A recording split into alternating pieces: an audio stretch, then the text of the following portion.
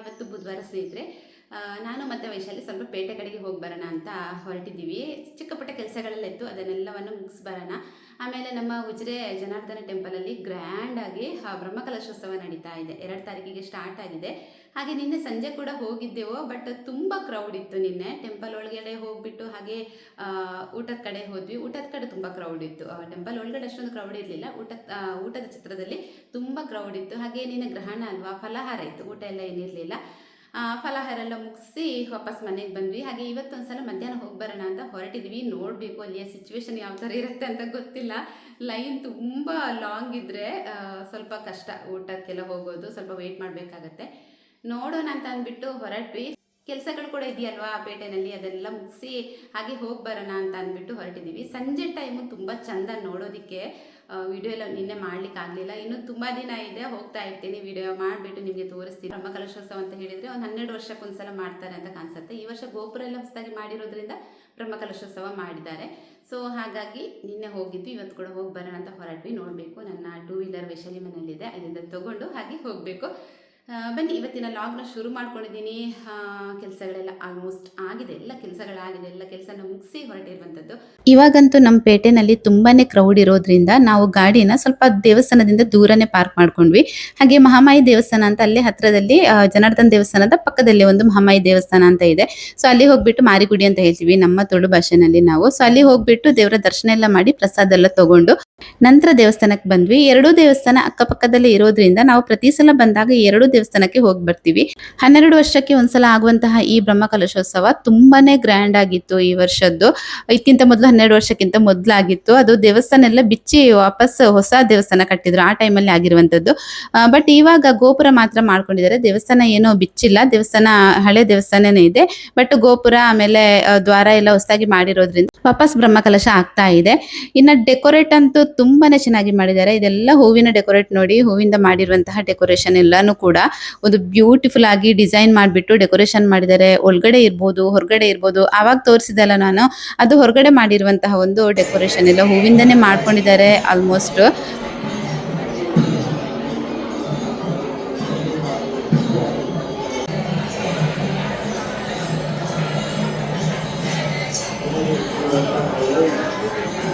ಇನ್ನು ಇಲ್ಲಿ ಸಪ್ರೇಟ್ ಆಗಿ ಛತ್ರ ಮಾಡಿಬಿಟ್ಟು ಸುಪ್ರಸಾದ ಭೋಜನ ಶಾಲೆ ಅಂತ ಅಂದ್ಬಿಟ್ಟು ಹೆಸರು ಕೂಡ ಇಟ್ಟಿದ್ದಾರೆ. ಇದನ್ನ ನೋಡ್ತಾ ಇರ್ಬೋದು. ನೋಡ್ಬೇಕಿದ್ರೆ ನಿಮ್ಗೆ ಅನ್ನ ಛತ್ರ ಅಂತ ಅನ್ಸೋದೇ ಇಲ್ಲ. ಇದೊಂಥರ ದೇವಸ್ಥಾನದ ರೀತಿ ಫೀಲ್ ಆಗ್ತಾ ಇತ್ತು ದೂರದಿಂದ ನೋಡ್ಬೇಕಿದ್ರೆ. ಕಲ್ಲಿಂದ ಕೆತ್ತನೆ ಮಾಡ್ಬಿಟ್ಟು, ಇಲ್ಲಿ ಈಶ್ವರನ ಪ್ರತಿಮೆ ಎಲ್ಲ ನೋಡ್ಬೋದು ನೀವು. ಕಲ್ಲಿಂದ ಕೆತ್ತನೆ ಮಾಡ್ಬಿಟ್ಟು ಮಾಡಿರುವಂತಹ ಒಂದು ದೇವಸ್ಥಾನದ ತರನೇ ಫೀಲ್ ಆಗ್ತಾ ಇತ್ತು. ಹಾಗೆ ತುಂಬಾ ದೊಡ್ಡದಾಗಿ ಸ್ಪೇಷಿಯಸ್ ಆಗಿದೆ ಈ ಜಾಗ ಕೂಡ. ಎಷ್ಟು ಜನ ಒಳಗಡೆ ಹೋದ್ರು ಕೂಡ ಅದು ಅಲ್ಲಿ ಇಕ್ಕಟ್ಟು ಅಂದ್ರೆ ಕ್ರೌಡ್ ಅಂತ ಅನ್ಸಲ್ಲ, ಅಷ್ಟು ಸ್ಪೇಷಿಯಸ್ ಆಗಿದೆ ಜಾಗನು. ತುಂಬಾ ಚೆನ್ನಾಗಿದೆ. ಊಟ ಕೂಡ ಪ್ರತಿದಿನ ಮಧ್ಯಾಹ್ನ ರಾತ್ರಿ ಊಟ ಇರತ್ತೆ, ಬೆಳಿಗ್ಗೆ ಸಂಜೆ ಕಾಫಿ ತಿಂಡಿ ಎಲ್ಲಾನು ಇರತ್ತೆ. ಒಂದು ಚಿಕ್ಕ ಕೊರತೆ ಕೂಡ ಇಲ್ಲ. ಎಷ್ಟೇ ಜನ ಬಂದ್ರು ಕೂಡ ಅಷ್ಟು ಜನನ ಸುಧಾರಿಸುವಂತಹ ಒಂದು ಕೆಪಾಸಿಟಿನ ಈ ಒಂದು ಆಡಳಿತ ಮಂಡಳಿಯವರು ಬೆಳೆಸಿಕೊಂಡಿದ್ದಾರೆ ಅಂತಾನೆ ಹೇಳ್ಬೋದು. ಹಾಗೆ ಹೊರಗಡೆ ನೋಡಿ ಈ ತರ ಒಂದು ಏನು ಯಕ್ಷಗಾನದ ವೇಷ ಸ್ಟ್ಯಾಚು ಎಲ್ಲ ಮಾಡಿಸ್ಬಿಟ್ಟು ನಿಲ್ಸಿದ್ರು 2 ಸೈಡ್ ಅಲ್ಲಿ. ಅದನ್ನ ನೋಡೋದೇ ಒಂದು ಚಂದ.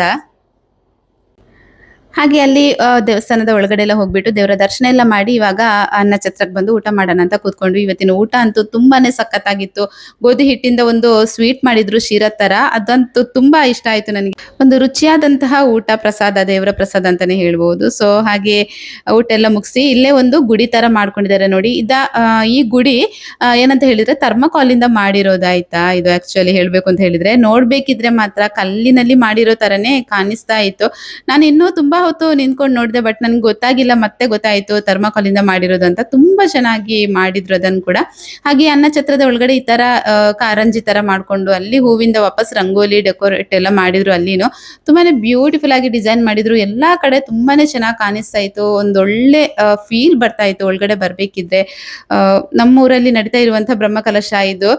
ಸೊ ಏನೋ ಒಂಥರ ಒಂದು 9 ದಿವಸ ನಡೀತಾ ಇದೆ. 9 ದಿವಸ ಕೂಡ ತುಂಬಾ ಜನ ಬಂದಿದ್ದಾರೆ. ಎಲ್ಲೆಲ್ಲಿಂದನೋ ಜನ ಬಂದಿದ್ದಾರೆ, ಬೇರೆ ಬೇರೆ ಊರಿಂದ ಎಲ್ಲ. ಇನ್ನು ಜನರ ಸೇವೆ ದಿನನಿತ್ಯ ನಡೀತಾನೆ ಇರತ್ತೆ. ಒಂದು ಇಲ್ಲಿ ಬಂದು ತರಕಾರಿ ಕಟ್ ಮಾಡೋದಿರ್ಬೋದು, ಬಡಿಸೋದಿರ್ಬೋದು, ಎಲ್ಲ ಊರಿನವರೇ ಸೇರಿ ಮಾಡಿರುವಂತದ್ದು. ನಾವು ಕೂಡ ಅಲ್ಲಿ ಹೋಗ್ಬಿಟ್ಟು ಊಟ ಎಲ್ಲ ಮುಗಿಸಿ ನಂತರ ಸ್ವಲ್ಪ ದೇವರ ಸೇವೆ ಅಂತ ಹೇಳಿ ತರಕಾರಿ ಎಲ್ಲ ಕಟ್ ಮಾಡ್ಬಿಟ್ಟು ಹಾಗೆ ವಾಪಸ್ ಮನೆಗೆ ಬರ್ಬೇಕಿದ್ರೆ 2-2.5 ಗಂಟೆನೇ ಆಗಿದೆ.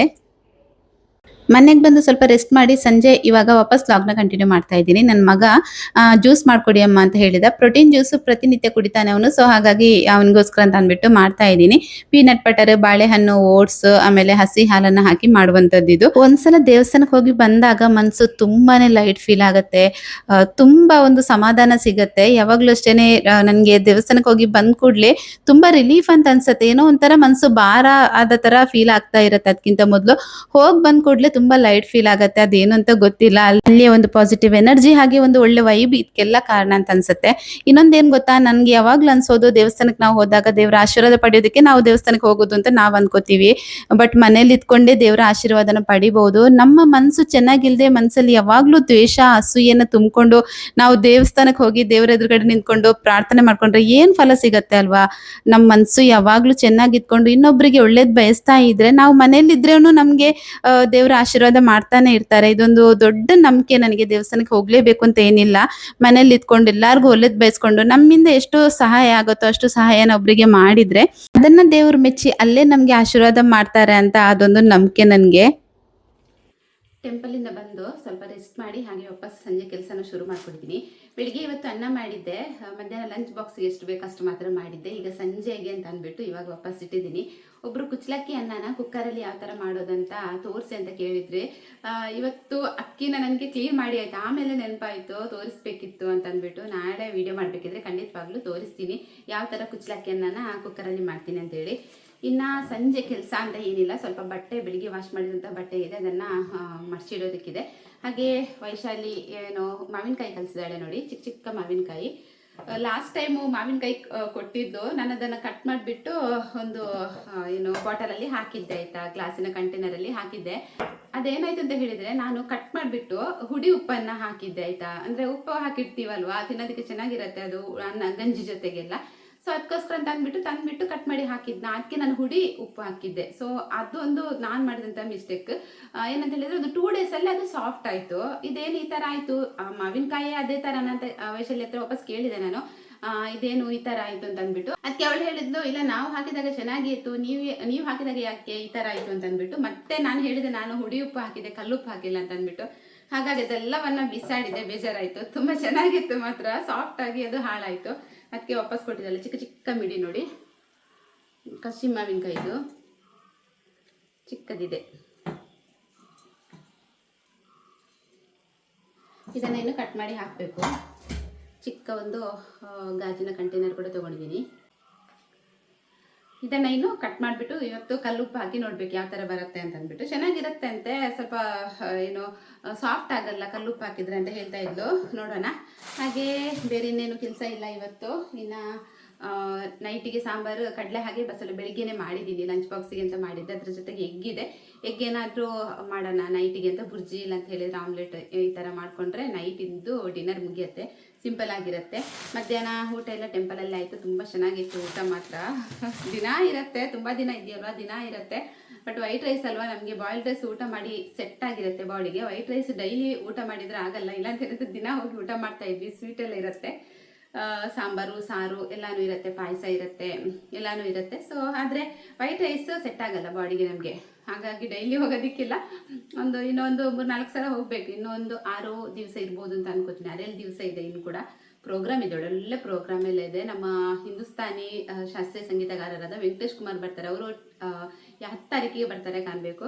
ಸೊ ಅವತ್ತಿನ ದಿನ ಆ ದಿನ ಕರ್ಕೊಂಡು ಹೋಗ್ಬೇಕು. ಹಾಗೆ ಒಳ್ಳೊಳ್ಳೆ ಪ್ರೋಗ್ರಾಮ್ಸ್ ಇದೆ, ತುಂಬ ಸಿಂಗರ್ಸ್ ಬರ್ತಾರೆ. ವಿದ್ಯಾಭೂಷಣ್ ಅವರ ಮಗಳು ಬರ್ತಾ ಇದ್ದಾರೆ, ಬೇರೆ ಕಡೆ ಸಿಂಗರ್ಸ್ ಎಲ್ಲ ಒಳ್ಳೊಳ್ಳೆ ಫೇಮಸ್ ಸಿಂಗರ್ಸ್ ಎಲ್ಲ ಬರ್ತಾ ಇದ್ದಾರೆ. ಹಾಗೆ ಡಾನ್ಸ್ ಪ್ರೋಗ್ರಾಮ್ ಇದೆ, ಎಲ್ಲ ತುಂಬ ಒಳ್ಳೊಳ್ಳೆ ಪ್ರೋಗ್ರಾಮ್ ಎಲ್ಲ ಇಟ್ಟಿದ್ದಾರೆ. ಬಟ್ ನಮ್ಮ ಮಾಧವಿಗೆ ಎಕ್ಸಾಮು, ಅವಳನ್ನು ನೈಟ್ ಕರ್ಕೊಂಡು ಹೋಗೋ ಆಗಿಲ್ಲ, ಅವಳನ್ನು ಬಿಟ್ಟು ಹೋಗೋ ಆಗಿಲ್ಲ. ಈ ಥರ ಆಗಿದೆ. ಮಧ್ಯಾಹ್ನ ಹೋಗಿ ಬರಬೇಕು ಅಷ್ಟೇ. ಇನ್ನು ಈ ವರ್ಷ ಮಾವಿನಕಾಯಿ ಅಂತೂ ಸಖತ್ತಾಗಿ ಬಿಟ್ಟಿದೆ ಆಯ್ತಾ. ರೋಡ್ ಸೈಡಲ್ಲಿ ಮರ ಎಲ್ಲ ಇದೆ ಅಲ್ವಾ, ಮಾವಿನಕಾಯಿ ಮರ. ಅದರಲ್ಲಿ ಎಲ್ಲಿ ನೋಡಿದ್ರು ಕೂಡ ಮಾವಿನಕಾಯಿ ಇದೆ. ನನ್ನ ಹಸ್ಬೆಂಡ್ ಹತ್ರ ಹೇಳಿದ್ದೀನಿ, ನಾನೊಂದು 100 ಮಿಡಿ ಆದರೂ ತನ್ನಿ, ಅದನ್ನ ಉಪ್ಪಿನಕಾಯಿ ಹಾಕ್ಬಿಡೋಣ ಅಂತ ಹೇಳ್ತಾನೆ ಇದ್ದೆ. ಬಟ್ ಅವರು ತಂದೇ ಇಲ್ಲ. ಅವರು ತರಬೇಕಿದ್ರೆ ಅದು ದೊಡ್ಡದಾಗಿ ಅದರ ಒಳಗಡೆ ಬೀಜ ಬೆಳೆದಿರತ್ತೆ ಅಂತ ಅನ್ಸುತ್ತೆ ನನಗೆ. ವೈಶಾಲಿ ಕೊಟ್ಟಂತಹ ಮಾವಿನಕಾಯಿನ ಕಟ್ ಮಾಡಿಬಿಟ್ಟು ಒಂದು ಗ್ಲಾಸ್ ಕಂಟೈನರ್ ಅಲ್ಲಿ ಹಾಕಿ ಉಪ್ಪು ಹಾಕೊಂಡ್ಬಿಟ್ಟು ತೆಗ್ದಿಟ್ಟೆ. ಹಾಗೆ ಸ್ವಲ್ಪ ತರಕಾರಿ ಇತ್ತು, ಎಲ್ಲವನ್ನ ವಾಶ್ ಮಾಡಿಬಿಟ್ಟು ಡ್ರೈ ಆಗ್ಲಿ ಅಂತ ಅಂದ್ಬಿಟ್ಟು ಹಾಗೆ ಇಟ್ಟಿದ್ದೆ. ಡ್ರೈ ಆದ ಆದ ನಂತರ ಈ ತರ ಬಾಕ್ಸಿಗೆ ಹಾಕಿ ಫ್ರಿಜ್ ಅಲ್ಲಿ ಎತ್ತಿಟ್ಟಿದ್ರೆ ಎಷ್ಟು ದಿನದವರೆಗೂ ಕೂಡ ಸ್ಟೋರ್ ಮಾಡ್ಕೋಬಹುದು, ಏನು ಹಾಳಾಗಲ್ಲ. ಬಸಳೆ ಕೂಡ ಅಷ್ಟೇನೆ, ಅದನ್ನ ವಾಶ್ ಮಾಡಬಾರ್ದು, ಬಸಳೆ ಮಾತ್ರ ಕಟ್ ಮಾಡಿಬಿಟ್ಟು ಈ ತರ ಬಾಕ್ಸ್ ಅಲ್ಲಿ ಹಾಕಿಟ್ರೆ ಏನು ಎಷ್ಟು ದಿನ ಆದ್ರೂ ಹಾಳಾಗಲ್ಲ, ಫ್ರೆಶ್ ಆಗಿ ಇರುತ್ತೆ. ನಂತರ ಸಂಜೆ ನಮ್ಮ ಸವಾರಿ ಹೊರಟಿದ್ದು ನಮ್ಮ ಬೈಲಿನ ಕಡೆಗೆ. ಸೊ ಇಲ್ಲಿ ಸನ್ಸೆಟ್ ಅಂತೂ ತುಂಬಾ ಚೆನ್ನಾಗಿ ಕಾಣಿಸುತ್ತೆ ಸಂಜೆ ಟೈಮಲ್ಲಿ. ಮಕ್ಕಳು ಅವರ ಪಾಡಿಗೆ ಅವರು ಆಟ ಆಡ್ತಾ ಇದ್ದಾರೆ. ಇಲ್ಲಿ ಒಳ್ಳೆ ಗಾಳಿ ಬರುತ್ತಾ ಇದೆ. ನಮ್ಮ ಮನೆಯಲ್ಲಿ ತುಂಬಾ ಸೆಕೆ ಇರೋದ್ರಿಂದ ಮನೆಯಲ್ಲಿ ಕೂರೋದಿಕ್ಕೆ ಆಗಲ್ಲ ಸಂಜೆ ಟೈಮಲ್ಲಿ ಈ ತರ ಸ್ವಲ್ಪ ಬೈಲಿನ ಕಡೆಗೆ ಬಂದ್ರೆ ಒಂದು ಒಳ್ಳೆ ಗಾಳಿ ಸಿಗುತ್ತೆ ನಮ್ಗೆ ಅಂತ ಅಂದ್ಬಿಟ್ಟು, ಒಂದು ಮೈಂಡ್ ಎಲ್ಲ ತುಂಬಾ ಫ್ರೆಶ್ ಆಗತ್ತೆ, ಸೆಕೆ ಎಲ್ಲ ಕಡಿಮೆ ಆಗತ್ತೆ ಅಂತ ಅಂದ್ಬಿಟ್ಟು ಇಲ್ಲಿಗೆ ಬರ್ತೀವಿ. ನಮ್ಮ ಮಾಧವಿ ಬುಕ್ಸ್ ಇಟ್ಕೊಂಡು ಬರ್ತಾಳೆ ಓದೋದಕ್ಕೆ ಅಂತ ಹೇಳಿ.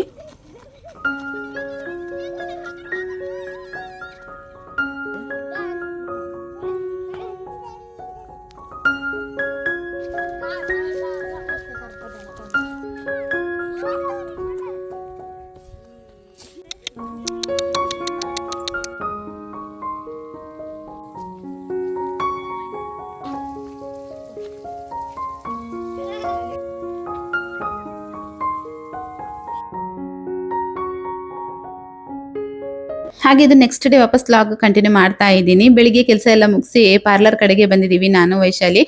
ಉಜಿರೆಯಲ್ಲಿ ದಿವ್ಯಾಸ್ ಬ್ಯೂಟಿ ಪಾರ್ಲರ್ ಅಂತ ಒಂದು ಪಾರ್ಲರ್ ಇದೆ. ಇವರು ದಿವ್ಯಾ ಅಂತ. ನಮ್ಗೆ ಅಂದ್ರೆ ಮದ್ವೆಯಾಗಿ ಬಂದಾಗ್ನಿಂದ ನಾನು ಇವರ ಹತ್ರನೇ ಐಬ್ರೋಸ್ ಎಲ್ಲ ಮಾಡಿಸ್ತಾ ಇದ್ದೆ.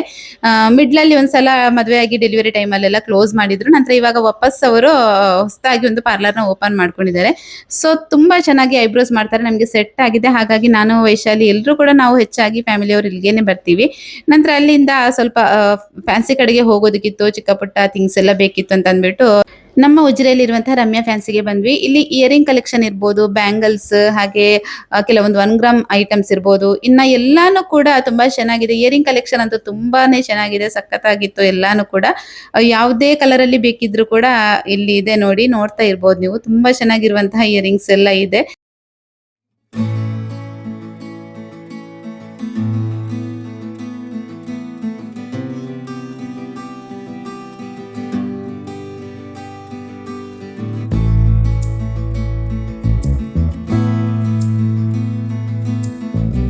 ಹಾಗೆ ನಮ್ಗೆ ಬೇಕಾಗಿರುವಂತಹ ಐಟಮ್ಸ್ ಎಲ್ಲವನ್ನ ತಗೊಂಡು ವಾಪಸ್ ಮನೆಗೆ ಬಂದು ಸಂಜೆ ಇವತ್ತು ವಾಪಸ್ ದೇವಸ್ಥಾನಕ್ಕೆ ಹೋಗೋಣ, ಸಂಧ್ಯಾ ಸೌಮ್ಯ ಎಲ್ಲ ಬಂದಿದ್ರು ಅಂತ ಅಂದ್ಬಿಟ್ಟು ಒಟ್ಟಿಗೆ ಎಲ್ಲರೂ ಹೋಗೋಣ ಅಂತ ಅಂದ್ಬಿಟ್ಟು ಡಿಸೈಡ್ ಮಾಡ್ಬಿಟ್ಟು ಹೊರಟ್ವಿ.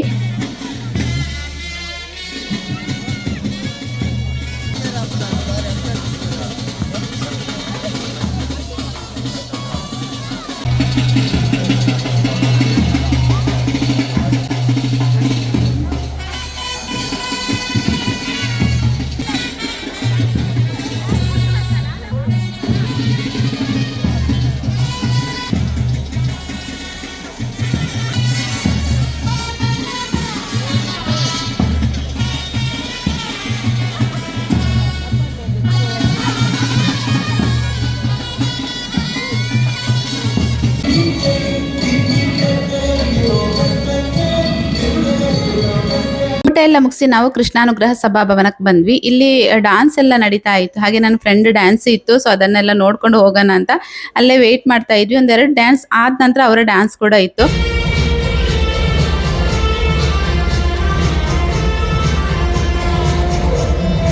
ಜನಪದ ಸೊಗಡನ್ನು ಬಣ್ಣಿಸುವಂತಹ ಒಂದು ಈ ಡಾನ್ಸ್ ತುಂಬಾನೇ ಚೆನ್ನಾಗಿತ್ತು. ತುಂಬಾ ಚೆನ್ನಾಗಿ ಮಾಡಿದ್ರು ಎಲ್ಲ ಹೆಣ್ಮಕ್ಳು. ಉಜಿರೆ ಮಹಿಳಾ ಮಂಡಳಿಯವರ ಒಂದು ಡಾನ್ಸ್ ಪ್ರೋಗ್ರಾಮ್ ಇದು. ಅದನ್ನೆಲ್ಲ ಮುಗಿಸಿ ನಂತರ ನಾವು ಬಂದಿರೋದು ಇಲ್ಲಿ ರಥಬೀದಿನಲ್ಲಿ ಕೆಲವೊಂದು ಅಂಗಡಿಗಳೆಲ್ಲ ಇತ್ತು. ಬಳೆ ಅಂಗಡಿ, ಚಪ್ಪಲಿ ಅಂಗಡಿ, ಹಾಗೆ ಇದೊಂದು ನೋಡಿ ಸ್ಟ್ಯಾಚು ಅಂಗಡಿ. ಇದು ಹೊಸದಾಗಿ ಬಂದಿರುವಂತದ್ದು, ಇದಕ್ಕಿಂತ ಮೊದಲು ಬಂದಿರಲಿಲ್ಲ. ತುಂಬಾ ಚೆನ್ನಾಗಿರುವಂತ ಸ್ಟ್ಯಾಚು ಎಲ್ಲ ಇತ್ತು. ಯಾವ ಮೆಟೀರಿಯಲ್ ಅಂತ ಕೇಳಿದಕ್ಕೆ POP ಅಂತ ಹೇಳಿದ್ರು. ವೆಯ್ಟ್ ಏನಿರ್ಲಿಲ್ಲ, ತುಂಬಾ ಲೈಟ್ ವೆಯ್ಟ್ ಇತ್ತು. ನಾವೇನ್ ತಗೊಂಡಿಲ್ಲ. ಹಾಗೆ ಅಲ್ಲಿ ಅಂಗಡಿನೆಲ್ಲ ನೋಡ್ಕೊಂಡು ವಾಪಸ್ ಮನೆಗೆ ಹೊರಟ್ವಿ. ಇಷ್ಟೇ ಸ್ನೇಹಿತರೆ ಇವತ್ತಿನ ಲಾಗ್. ಈ ಲಾಗ್ನ ಇಲ್ಲಿಗೆ ಎಂಡ್ ಮಾಡ್ತಾ ಇದ್ದೀನಿ. ವಿಡಿಯೋ ಇಷ್ಟ ಆದ್ರೆ ವಿಡಿಯೋಗೊಂದು ಲೈಕ್, ಶೇರ್, ಕಮೆಂಟ್ ಮಾಡಿ. ಸಿಗ್ತೀನಿ ನೆಕ್ಸ್ಟ್ ಲಾಗಲ್ಲಿ. ಅಲ್ಲಿ ತನಕ ಎಲ್ಲರೂ ಆರೋಗ್ಯವಾಗಿರಿ. ಟೇಕ್ ಕೇರ್, ಬಾಯ್.